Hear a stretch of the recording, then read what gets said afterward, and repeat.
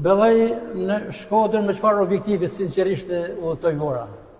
Ne çdo ndeshje udhëtojmë për të marrë maksimumin ton përfitore, për barazim, nuk duhet të dalim pa gjë. E dinim që vinim në Shkodër me një ekip që kishte performancën më të mirë në fillim të kampionatit, është një nga ekipet pretendente, ka futbollistë të mirë, por në fushën e lojës përveç 20 minuta që bënte diferencën Vllaznia me gabimet tona, pastaj u kulibruam lojën dhe e pam Vllaznin në sy pa frikë duke krijuar dhe ne ato rastet tona për shënim. Dhe sigurisht kur bën gabime në futboll, i dhuron topin kundërshtarit, gjithmonë kundërshtari të dënon, jo më një si ekipi i Vllaznisë, që ka pyka të forta dhe ka sulmin më të mirë në këto momente. Çfarë mendimi keni për arbitrimin sot? Për arbitrimin s'flas asnjëherë, nuk është punë arbitrimi në ndikimin e rezultatit. Kur humbet se bën gabime ti, po t'i hedhin fajin gjithmonë arbitrimit, nuk jam nga ata dhe nuk do flas asnjëherë për arbitrimin.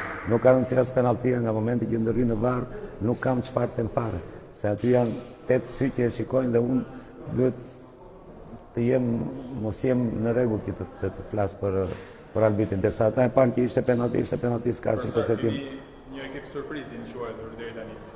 Cilat janë objektivat e Vorës të kampionatit? Objektivat e Vorës, një ekip siç jemi ne, një ekip i ri që u fut për herë të parë në Super League, nuk duhet të bësh asnjëherë objektiva qëndrimi në kategori, se përgatitet edhe nga ana psikologjike futbollistët për këtë dhe rrezohet shumë shpejt. Ne kemi objektiv që të mbarojmë sa më lart në tabelë. Javën e ardhshme me këtë përballje? Javën e ardhshme presim Egnatin në shtëpi. Kampion janë fuqi, Kampion në fuqi, sigurisht të gjitha ndeshjet e superiore kështu janë, nuk presim një ekip të kategorisë së parë. Kur jene superiore, gjithmonë pret ekipet të mira, njëherë Vllaznin, njëherë Dinamon, njëherë Egnatin, dhe duhet të përballesh i barabartë me ata. Nuk duhet të trëmbesh nga asnjë, të luash lojën tënde, të japësh maksimumin dhe atë di pastaj fusha se rezultati që del. Një ekip debutues që sinqerisht po merr vlerësime nga opinioni sportiv. Ju kënaq kjo gjë?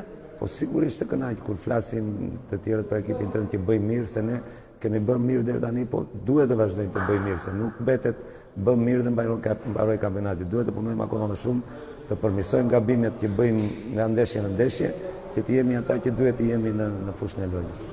Suksese për sot. Faleminderit.